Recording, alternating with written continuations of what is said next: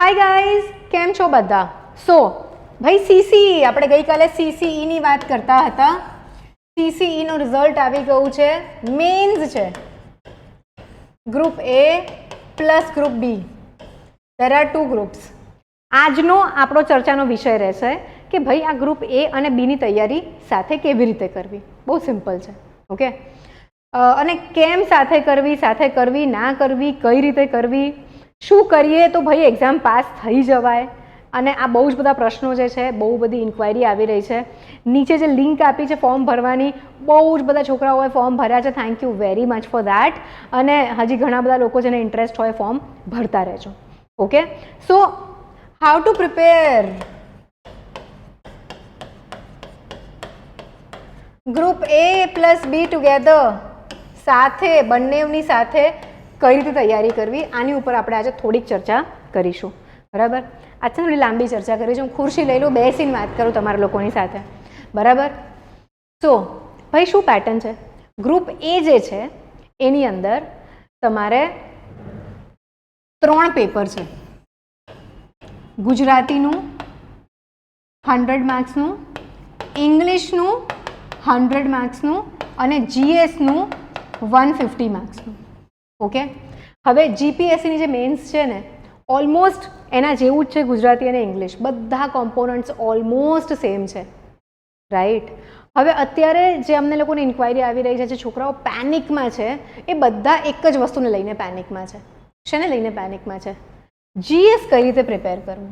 Okay, now if you look here, તો 200 mark જે છે એ તમારા લેંગ્વેજના છે અને 150 માર્ક જે છે એ જીએસના છે. હવે જો આપણે લેંગ્વેજની અને જીએસની હું ચર્ચા કરું અને પછી આપણે બે સાથેની તૈયારીની બહુ બધી વાતો કરવાની આજમાં તમારા લોકોની સાથે. ઓકે, અને એકદમ ઇનફોર્મલ. ઓકે, સો આપણે આમાં એક થોડુંક એનાલિસિસ કરીએ. 100 માર્ક આપણે છે ને ક્લાસ 1-2ના રિઝલ્ટની વાત કરીએ.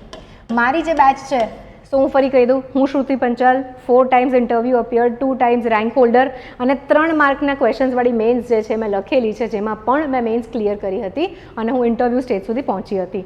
સો I am the best person to make the strategy. તમે જીપીએસસીનો કોર્સ જોઈ લો, અમારો ફાઉન્ડેશન કોર્સ જોઈ લો. મારી પાસે જે કોર્સીસ ડિઝાઇન કરવાની અને પ્રિપેરેશનને ડીકોડ કરવાની સ્કિલ છે, ઓકે, તમને ઝટાપટ બહુ જ બેનિફિટ કરાવશે. કઈ કઈ મિસ્ટેક્સ તમે કરો છો, કઈ કઈ મિસ્ટેક્સ ના કરે, બધી જ વસ્તુઓ ચર્ચા કરીએ છીએ આપણે. તો જીપીએસસીની મેન્સની વાત કરીએ ત્યારે આપણે લેંગ્વેજ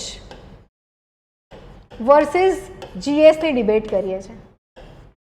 ઓકે, તો જો હું લેંગ્વેજની વાત કરું મારી જ બેચમાં, ઓકે, તો ઇંગ્લિશ જે છે હાઈએસ્ટ, સૌથી હાઈએસ્ટ માર્ક્સ ઇંગ્લિશમાં આવ્યા હોય એ છે 108. ઓકે, રેન્ક 1 આદર્શ બસેરના હતા. મારો રેન્ક 9 હતો, મારા 99.25 હતા, જે પણ આઉટ ઓફ 150. હા, અને જો ગુજરાતીની અંદર તમે હાઈએસ્ટ માર્ક્સ જોશો તો 78 છે આઉટ ઓફ 150.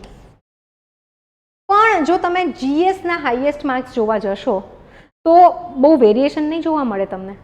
બરાબર?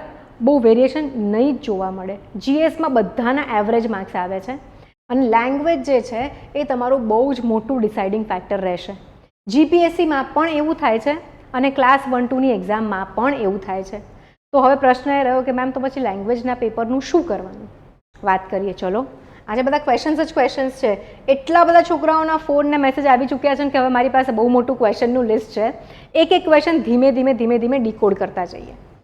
તો સૌથી પહેલાં તો ગાઈઝ, ગુજરાતીમાં એટલા બધા લોકો છે ને, અને સારામાં સારું ગુજરાતી લખશે એટલે શું થશે? સ્કેલિંગ થઈ જશે અને બધાના એવરેજ માર્ક્સ આવશે. એવું નહીં થાય કે કોઈના 100 નહીં, હવે તો સીસીની વાત કરું તો એવું નહીં થાય કે કોઈના 90 માર્ક આવી ગયા અને કોઈકના 10 માર્ક આવ્યા. એવું ગુજરાતીમાં નહીં થાય. ગુજરાતીમાં બધાના એવરેજ 70-75 જેવા માર્ક્સ રહેશે ફોર શ્યોર. હાઈએસ્ટ 65 to 75ની વચ્ચે માર્ક્સ રહેશે. પણ એની જગ્યાએ જો ઇંગ્લિશની વાત કરીએ, if we talk about English particularly, okay, then what will happen? ઇંગ્લિશમાં વેરિએશન વધારે રહેશે. કેમ? કારણ કે આપણે ગુજરાતમાં રહીએ છીએ, ગુજરાતી આપણી માતૃભાષા છે, એમાં એટલી ભૂલો પડવાનો સ્કોપ જ નથી. પણ ઇંગ્લિશ જે છે મોટાભાગના જે પણ જીપીએસસીના કે ગુજરાતના છોકરાઓ હોય છે, મેં ઓબ્ઝર્વ કર્યું છે કે બહુ જ બધા પ્રોબ્લેમ હોય છે ઇંગ્લિશમાં. આપણને શું પ્રોબ્લેમ હોય છે? સૌથી પહેલો sentence formation.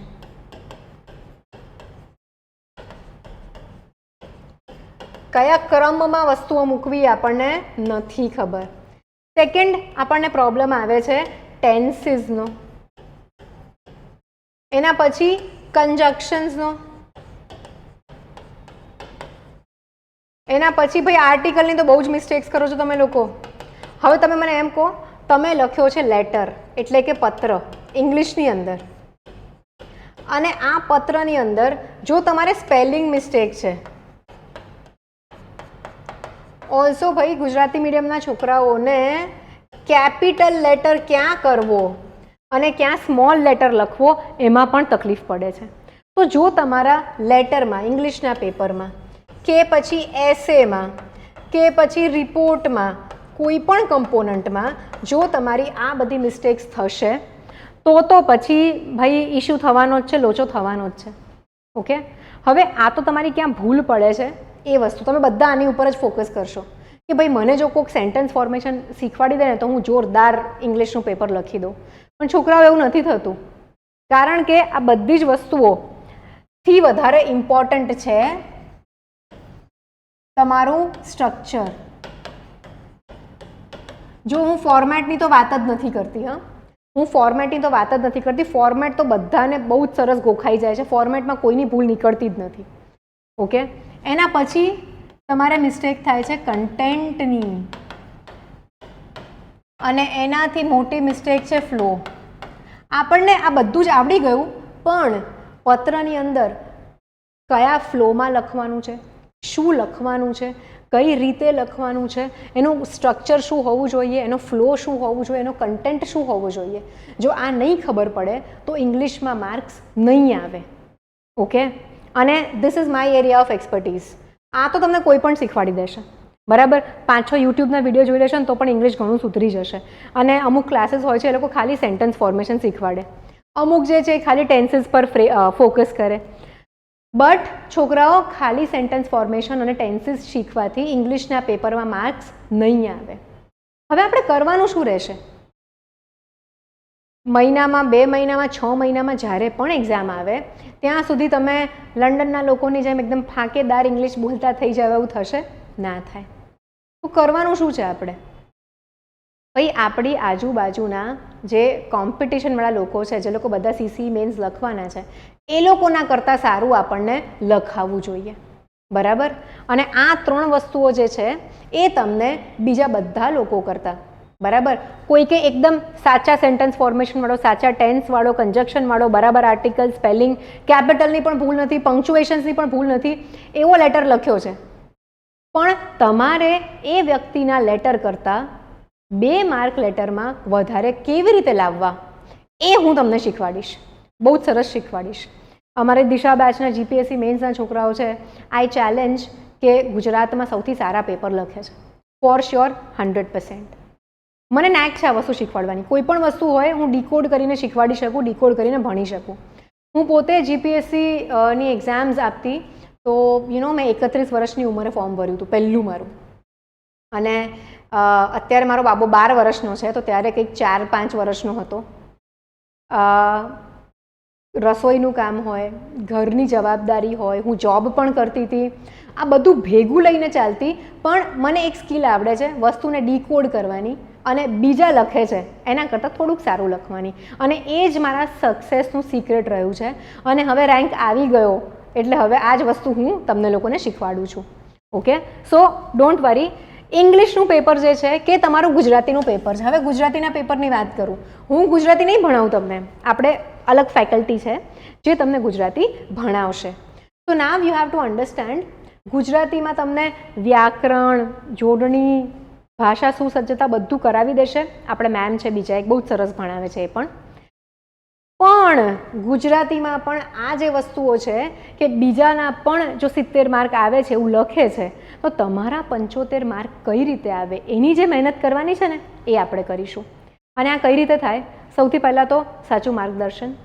Okay, most of the લોકો જે છે ગુજરાતીના જે ખાલી લેંગ્વેજના ક્લાસીસ ચાલે છે એ લોકો ખાલી જોડણીની ભૂલ કાઢે છે અને વાક્ય રચનાની ભૂલ કાઢે છે. એ લોકોને કન્ટેન્ટ શું લખવાનો, જીપીએસસીની માંગ શું છે કન્ટેન્ટમાં એ જ ખબર નથી પડતી.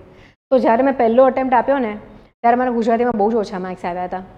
મને કહેતા બી શરમ આવે છે, પણ ચલો કહી દઉં, 40 માર્ક આવ્યા હતા મારા 150માંથી. અને મને જોડણીની બધી ભૂલો પડતી હતી ઘણી બધી. આ બધી જે તમને ઇંગ્લિશમાં પડે મને ગુજરાતીમાં પડતી હતી. શું કર્યું મેં મારી આ બધી જ વસ્તુઓ પર વર્ક કર્યું અને છેલ્લા અટેમ્પ્ટમાં મારા આઈ થિંક 64 માર્ક્સ છે, 64 માર્ક છે ઇંગ્લિશમાં. એટલે તમે જુઓ, હવે અહીંયા જોઈએ, મારા જ માર્ક્સની વાત કરીએ આપણે. જો ગુજરાતીમાં 68 હાઈએસ્ટ છે તો મારા કેટલા છે? 64, 64 હે 62 ઓર 64 છે, મને અત્યારે એકદમ યાદ નથી. અને ઇંગ્લિશમાં મારા 99.25 છે. જ્યારે એવું વિદ્યાર્થી જે સક્સેસફુલ નથી, બરાબર, એને કેટલો ડિફરન્સ રહેશે આની અંદર? ગુજરાતીમાં લાવીને એમના 72 કે 75 આવે છે અને ઇંગ્લિશની અંદર પણ એમના 70 માર્ક્સ જેવા આવી જશે કે 75 પણ આવી જશે. પણ અહીંયા આગળ ડિસ્ટન્સ કેટલું છે? 30 માર્કનું ડિસ્ટન્સ છે. અને અહીંયા આ બેની વચ્ચે કેટલું છે? 3 માર્કનું ડિસ્ટન્સ. ચલો 25 કરી નાખીએ. તમે કહેશો મેમ તો મોટા મોટા આંકડા લખે છે. બસ બેવમાં 75 કરી દીધા આપણે. સો આપણે જે છે આ જે ડિસ્ટન્સ વધારે બની રહ્યું છે એ આપણા પેપરમાં વધારે ના બને અને ઇંગ્લિશ આપણે એકદમ જોરદાર લખીએ, એની ઉપર બહુ જ વર્ક કરવાનું છે. ઓકે, એસે કઈ રીતે લખવો, એસેમાં માર્ક્સ સારા કઈ રીતે લાવવા, આ બધી જ વસ્તુઓ આપણે એકદમ પ્રોપર પ્લાનિંગથી કરીશું. તો ધીસ ઇઝ વન થિંગ કે ભાઈ લેંગ્વેજ કઈ રીતે તૈયાર કરવી. હવે આપણો મેઇન ટોપિક તો મને ભૂલાઈ જ ગયો. શું હતો? ગ્રુપ A + Bની તૈયારી કઈ રીતે કરવી. હવે ખાલી આપણે જીએસની વાત કરીશું. અહીંયા 150 માર્ક્સનું છે, 3 માર્ક્સના સવાલ આવશે એટલે 50 ક્વેશ્ચન્સનો તમારે આન્સર લખવાનો થશે. અને બી ગ્રુપની અંદર MCQ આવશે. હવે આપણે જોવા જઈએ તો બંનેનો સિલેબસ જે છે 90% સરખો છે. ઓકે, આની અંદર એક્સ્ટ્રા સબ્જેક્ટ કયા, વધારાના સબ્જેક્ટ કયા? તો ભાઈ નીતિશાસ્ત્ર, બરાબર, ડિસિપ્લિન ઇન પબ્લિક સર્વિસ લખ્યું છે ઇંગ્લિશમાં, પણ એકચ્યુઅલી સિલેબસમાં નીતિશાસ્ત્ર છે. તો અહીંયા હું લખી દઉં નીતિશાસ્ત્ર. ચલો એથિક્સ લખી દઈએ. પછી ગવર્નન્સ. આ 2 વસ્તુ એક્સ્ટ્રા છે જીએસમાં, બાકી બધી જ વસ્તુ કોમન છે. અને જો આપણે ગ્રુપ બીની વાત કરીએ અહીંયા આગળ, તો આમાં બાકી બધા સબ્જેક્ટ સેમ છે, ખાલી અને ખાલી મેથ્સ એન્ડ રીઝનિંગ એક્સ્ટ્રા છે. એન્વાયરમેન્ટ લખ્યું છે, એન્વાયરમેન્ટ પણ આપણે ડિટેલમાં કરીશું. અમે સાયન્સ એન્ડ ટેક અને જોગ્રાફીમાં એન્વાયરમેન્ટ કરાવીએ જ છીએ. ઓકે, નવ આ MCQની તૈયારી છે. શું કરો તમે લોકો MCQની તૈયારી માટે? હું એક પણ વાર પ્રિલિમ્સ ફેલ નથી થઈ. ઓકે, MCQ પર મારી જે ગ્રીપ છે ને, આઈ કેન ચેલેન્જ કોઈની નથી આખા ગુજરાતમાં. હું એવી વ્યક્તિ છું જે એક પણ વાર પ્રિલિમ્સ ફેલ નથી થઈ. જેટલી વાર ફોર્મ ભર્યું છે ને, હું મેન્સ પણ ફેલ નથી થઈ. જેટલી વાર ફોર્મ ભર્યું છે એટલી વાર ઇન્ટરવ્યૂ તો મેં આપ્યું જ છે અને મેં 2 વાર તો જોરદાર રેન્ક આવ્યો છે. જ્યારે હું 31 વર્ષની ઉંમરે તૈયારી ચાલુ કરું, ભણવાનું છોડે આટલા બધા વર્ષો થઈ ગયા હોય, મારી પાસે તમારા જેવું પિયર ગ્રુપ ના હોય, એટલે મારા સારા માર્ક્સ આવે કે રેન્ક આવે ને તો મને બહુ જ સારું લાગે. તો હું 2-3 વાર બોલીશ તો પ્લીઝ ડોન્ટ માઇન્ડ, બિકોઝ હું પોતે મારી ઉપર બહુ જ ગર્વ અનુભવું છું કે આ ઉંમરે મેં એક્ઝામ આપી અને એક્ઝામ ક્લિયર કરી. રાઈટ, થોડુંક તો થાય ને ગર્વ યાર મને પણ. ચલો, સો આ મેથ્સ એન્ડ રિઝનિંગ એક્સ્ટ્રા છે અને આમાં એથિક્સ અને ગવર્નન્સ એક્સ્ટ્રા છે. બાકી બધી જ વસ્તુઓ કોમન રહેવાની છે. કયા કયા કોમન સબ્જેક્ટ્સ રહેવાના છે? હિસ્ટ્રી, તમારો ઇતિહાસ, વારસો, સાંસ્કૃતિક વારસો, એના પછી અર્થશાસ્ત્ર, એના પછી તમારું પોલિટી એટલે કે રાજ વ્યવસ્થા, ભૂગોળ, ભૂગોળની અંદર આપણે એન્વાયરમેન્ટ કરી લઈશું, સાયન્સ એન્ડ ટેકનોલોજી, વિજ્ઞાન અને તકનીક, વર્તમાન પ્રવાહ. આ બધી જ વસ્તુઓ જે છે એ એકદમ કોમન રહેવાની છે બેવની અંદર. ઓલ્સો આપણે ક્યાં જીપીએસસીની જેમ વિશ્લેષણાત્મક ક્વેશ્ચન્સ લખવા છે, બરાબર, કે આપણે એકદમ ડિટેલમાં. ઓલમોસ્ટ સેમ ટાઈપની પ્રિપેરેશન રહેશે. ડિફરન્સ ક્યાં પડશે? કન્ટેન્ટ સેમ જ રહેવાનું છે. હવે તમારા લોકો બધાની જે એસ્પિરન્ટ્સ છે, મેં પણ આ પહેલા અટેમ્પ્ટમાં ભૂલ કરી હતી. ઓકે, એઝ એન એસ્પિરન્ટ બધા લોકો શું કરશો તમે લોકો ખબર છે? વાંચ વાંચ વાંચ વાંચ વાંચ વાંચ વાંચ અને રિવિઝનનો લોડ, વાંચવાનો લોડ, રિવિઝનનો લોડ, અને છેલ્લે ક્યાંક મોક ટેસ્ટ જોઈન કરશો. ગાઈઝ, એવી રીતે ના પાસ થવાય. તો હું શું કરતી હતી એ જ તમને લોકોને કરાવીશ. Okay, what I use to do was, number 1, મારો જેવો ટોપિક પતે ને એટલે હું જે તે ટોપિકના MCQ સોલ્વ કરી લેતી. તો જો તમે જોડાશો તો આપણે શું કરીશું, જે પણ ટોપિક તમારો ક્લાસમાં પતતો જાય એની આપણે MCQની પ્રેક્ટિસ કરતા જઈશું. હવે દરેક ટોપિક સાથે MCQ સોલ્વ કરવાનો શું તર્ક છે? ઘણી બધી વખત એવું થાય, આપણે ટોપિક વાંચીએ, આપણને એવું લાગે કે મને આવડી ગયું, પણ ખરેખરમાં MCQ સોલ્વ કરવા બેસે ત્યારે ખબર પડે કે આપણા તો કોન્સેપ્ટ જ નથી ક્લિયર. પ્લસ જેટલા MCQ ખોટા પડે ને એટલી વસ્તુઓ તો એક્ઝામમાં આપણને પાક્કી યાદ રહે. આ હ્યુમન નેચર છે. ઓલ્સો વીકલી ટેસ્ટ હશે આપણે ત્યાં આગળ. ઓકે, સેમ કન્ટેન્ટની જો તમે A અને B ની સાથે તૈયારી કરો છો તો ટોપિક પતે પછી તમને 3 માર્કર ક્વેશ્ચન આન્સર આપવામાં આવશે. અને ક્વેશ્ચન આન્સર, ભાઈ મેન્સમાં મારી ગજબ એક્સપર્ટીઝ છે. ઓકે, દર વખતે ઇન્ટરવ્યૂ આપ્યું છે અને અત્યારે દિશા કોર્સ ચાલી રહ્યો છે. સ્ટુડન્ટ્સ આર વેરી હેપી અને સ્ટુડન્ટ્સ કહે છે કે મેમ તમારા જેવું કોઈ નથી કરાવતું. ઓકે, ઘણા બધા સ્ટુડન્ટ્સે વિડીયો ટેસ્ટિમોનિયલ રેકોર્ડ કરીને મૂક્યા છે. અમે ધીમે ધીમે તમને શો કરીશું એ બધું જ. બટ હિયર નાઉ અન્ડરસ્ટેન્ડ, હવે આ ક્વેશ્ચન આન્સર છે તો દિશા બેચની કેમ બધા છોકરાઓ આટલી વખાણ કરે છે? અમે લોકોએ ફિક્સ કરી નાખ્યું છે માળખાઓ. કઈ રીતે? દાખલા તરીકે સિંધુ ખીણની સભ્યતા, IVC કહેવાય એને, બરાબર? શોર્ટ ફોર્મ લખું છું, આખું સિંધુ ખીણની સભ્યતા નથી લખતી. સિંધુ ખીણની સભ્યતા પર કોઈ પણ પ્રશ્ન આવે તો એના ઇન્ટ્રોડક્શનમાં શું લખીશું કે ભાઈ સિંધુ ખીણની સભ્યતા 2500 ઈસુ પૂર્વેથી 1750 ઈસુ પૂર્વેની વચ્ચે ઉત્તર પશ્ચિમ ભાગમાં, ભારતના ઉત્તર પશ્ચિમ ભાગમાં ઉદ્ભવી હતી. હવે આ ડેટા જે છે તમારે ગ્રંથ નિર્માણ કોઈ વાંચતું હશે તો 50-100 વર્ષ આમ તેમ હશે. હું NCERT ફોલો કરું છું એટલે હું આ ડેટ્સ ફોલો કરું છું. સો આપણે સિલેબસના દરેકે દરેક પોઈન્ટના આવી રીતે એવા સરસ માળખા બનાવીને તમને આપી દઈશું ને કે બીજા લોકો જે આન્સર્સ લખે છે એના કરતાં દરેક પ્રશ્નમાં આપણને અડધો માર્ક વધારે કેવી રીતે મળે, કેટલી એજ મળશે. દાખલા તરીકે 3 માર્કના 50 ક્વેશ્ચન્સ છે. ઓકે, હવે એવું વિચારો કે આ 50 જે ક્વેશ્ચન્સ છે બીજા લોકોને એવરેજ માર્ક્સ મળી રહ્યા છે 2 માર્ક્સ મળી રહ્યા છે. આપણે ક્યાં કામ કરવાનું છે? આપણને બીજાને 2 મળે છે તો આપણને 2.5 માર્ક્સ કેવી રીતે મળી શકે એની ઉપર આપણે ફોકસ કરીશું. એક જ સેકન્ડ, હું ઇરેઝ કરી દઉં થોડું પ્રોપરલી.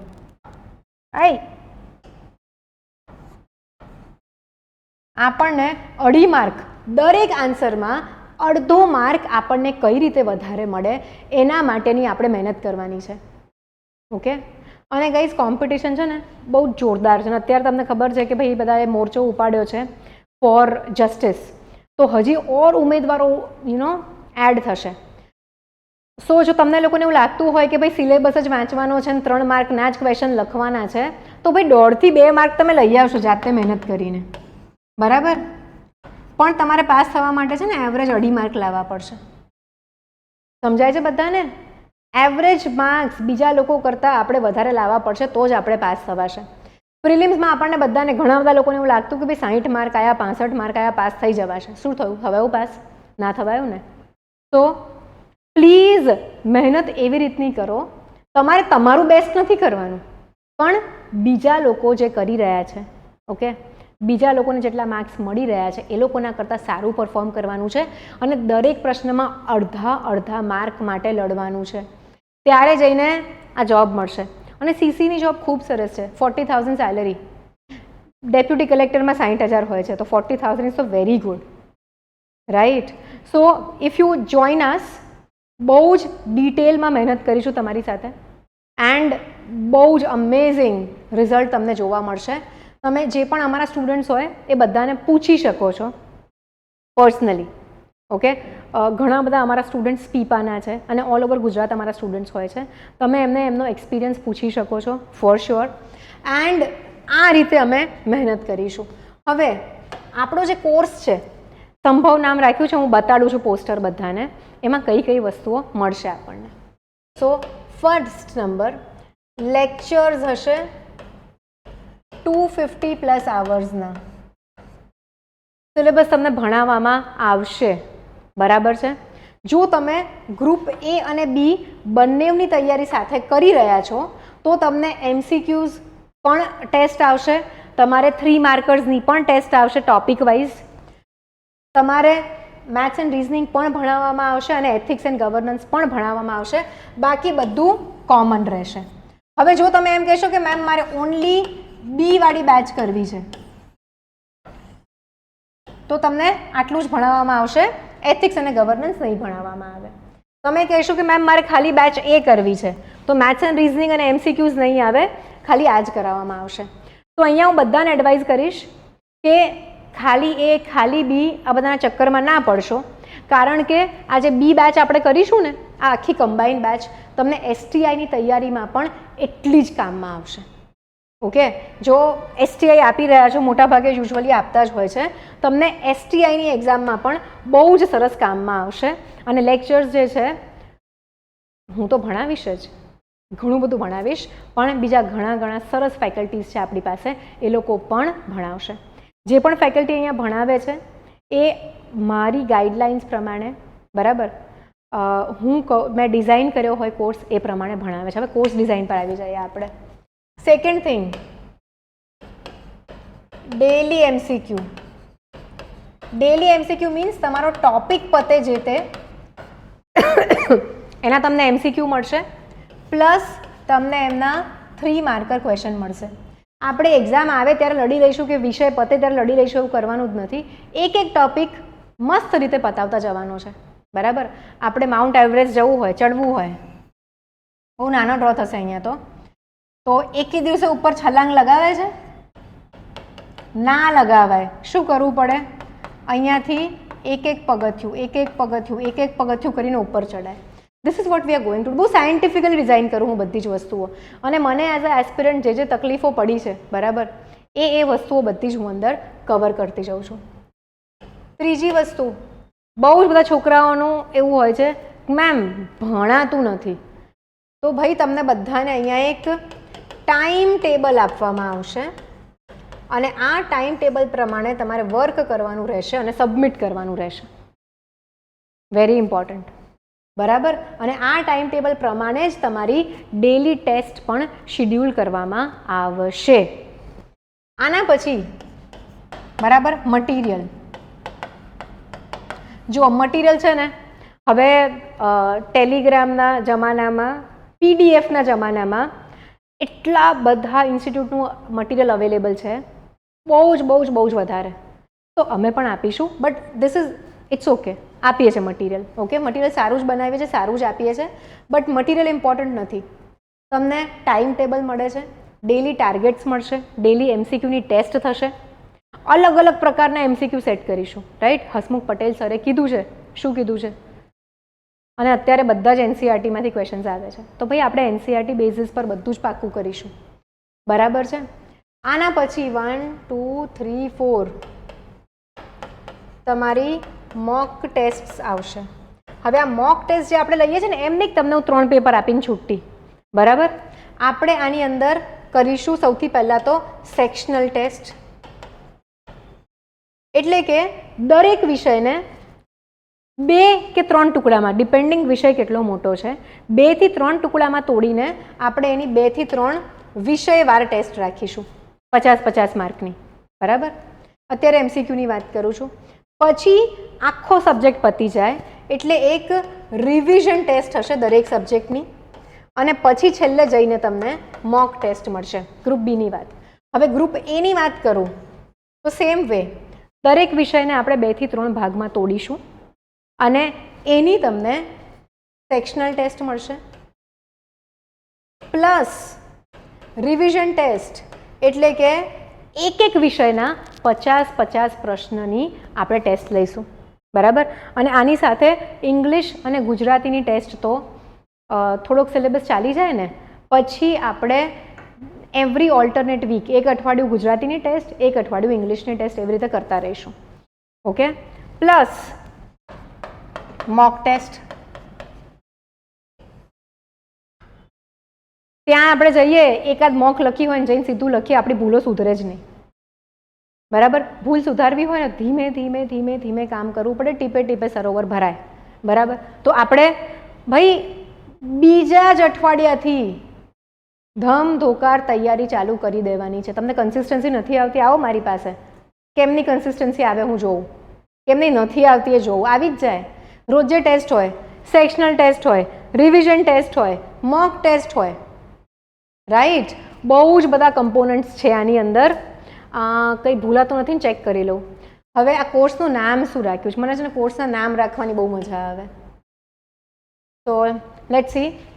સમર્થ નામ રાખ્યું છે, સમર્થ કોર્સ. ઓકે, સમર્થ કોર્સની અંદર લાઈવ લેક્ચર્સ થશે. હા હા, આ તો હું કહેવાનું જ ભૂલી ગઈ. રેકોર્ડેડ નથી આપતા તમને જૂના લેક્ચર્સ. ઘણી બધી જગ્યાએ તમને 2000ની, 3000ની, 4000ની, 5000ની જે બેચ મળે છે ને એ 2-3 વર્ષ જૂના રેકોર્ડેડ લેક્ચર્સ મળે છે. નોટ ઓલ ઇન્સ્ટિટ્યુશન્સ બટ ઘણા લોકો એવું કરે છે. ઓકે, આપણે લાઈવ લેક્ચર્સ કરીશું. જો તમે સ્ટાર્ટિંગથી જોઈન થાવ છો તો બધા જ લાઈવ લેક્ચર્સ મળશે, પણ કોર્સ ચાલુ થઈ ગયો એના 10-15 દિવસ પછી જોઈન કરશો તો જૂના જે લેક્ચર્સ છે, મતલબ 15 દિવસ પહેલાંના, એ તમને રેકોર્ડેડ મળશે. આપણી એપ્લિકેશન છે, તમે ડાઉનલોડ કરી શકો છો.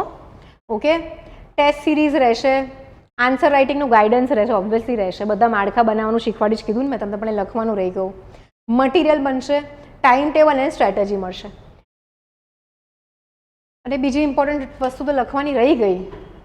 અરે હું બહુ દિવસે બોર્ડ વાપરું ને લોચા બહુ પડે મારે. Only 100 seats.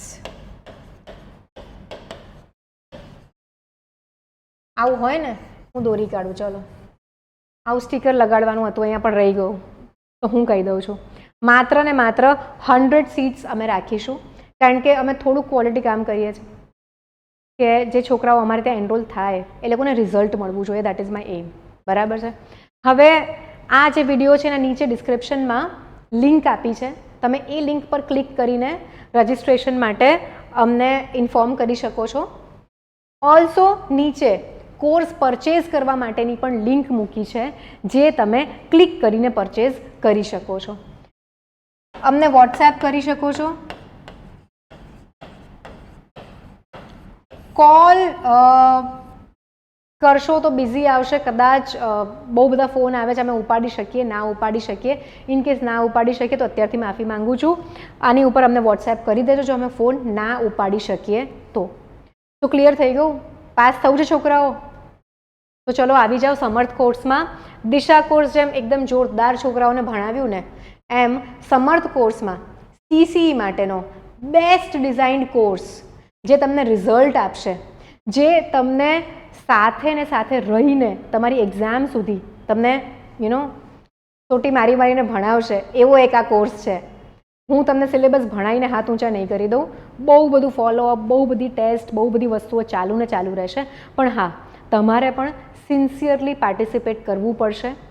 જો તમને એવું હોય કે ભાઈ કોર્સ પરચેસ કરી લઈએ પછી જઈએ ના જઈએ ચાલે, ટેસ્ટ આપીએ ના આપીએ ચાલે, ભાઈ મારે ત્યાં એવું નથી ચાલતું, બરાબર. અમારે ત્યાં કમ્પલસરી હોય છે બધું. તો લેટ્સ ગેટ ગિયર્ડ અપ. બહુ જ સરસ ભરતી છે, બહુ બધી વેકેન્સીઝ છે. આ ચાન્સ મિસ ના કરવો જોઈએ, કારણ કે હવે PSI ને CCE જાય ને, CCEમાં કેટલી બધી વેકેન્સીઝ છે. નેક્સ્ટ 2-3 વર્ષ સુધી બીજી CCEની વેકેન્સી નથી આવવાની. ઓકે, આ યાદ રાખજો. અને ચલો bye bye, Tata, C you. નીચે લિંક છે ફોર્મ ભરવા માટેની, નીચે લિંક છે કોર્સ પરચેસ કરવા માટેની. આ અમારો નંબર છે, આ કોર્સ ફીચર્સ છે. Best team, best mentor, best teachers, best designed course, best અને એક્ઝામ જેવા ક્વેશ્ચન્સ. બીજું શું જોઈએ તમને તૈયારીમાં એક્ઝામ પાસ કરવા માટે? તો ચલો by guys, thank you very much. મળીએ જો સૂન. ઓલ્સો ઉભા રહો ગાઈઝ. આપણો કોર્સ 1000-2000 રૂપિયાનો નહીં હોય. ઓકે, કારણ કે આટલી બધી ટેસ્ટમાં અમારે બહુ જ બધી મહેનત કરવી પડે. તો prices substantial as a proper હશે, એટલા વધારે ભાવ બી નહીં હોય. હું 1 લાખ રૂપિયા નહીં માંગુ, ડોન્ટ વરી, ઘણા ઓછા છે 1 લાખ રૂપિયા કરતાં. તો ઘણી ઇન્સ્ટિટ્યૂટ તો PSI માટે બી 1 લાખ રૂપિયા લે છે, ખબર તમને લોકોને. તો આપણે એ બધું નથી કરતા. રિઝનેબલ ફીસ છે, કોઈ પણ વ્યક્તિ અફોર્ડ કરી શકે એવી ફીસ છે. So you know what to do. Thank you, bye, મળીએ ક્લાસમાં. અરે ક્લાસ ક્યારથી ચાલુ થવાના છે? હું ભૂલી જાઉં છું બધું. 5th ઓક્ટોબરથી ક્લાસ ચાલુ થશે. સો 5મી ઓક્ટોબરથી ક્લાસ ચાલુ થશે. અત્યારે 30-40 ઇન્ક્વાયરીઝ આવી ગઈ છે ઓલરેડી, પણ અમે કોર્સ લોન્ચ નહોતો કર્યો એટલે એડમિશન્સ નહોતા આપી રહ્યા. હવે ફાઇનલી કોર્સ ડિઝાઇન થઈ ગયો, લોન્ચ થઈ ગયો. હવે એ બધી જ ઇન્ક્વાયરીઝ, સો જો તમને ઇન્ટરેસ્ટ હોય, ઓનલી 100 સીટ્સ છે. Book your seat right now. Second batch આવશે એનું મને બહુ ગેરંટી નથી, કારણ કે બહુ જ સાથે મળીને મહેનત કરવાની છે. તો thank you, bye, take care, see you, મળીએ ક્લાસમાં.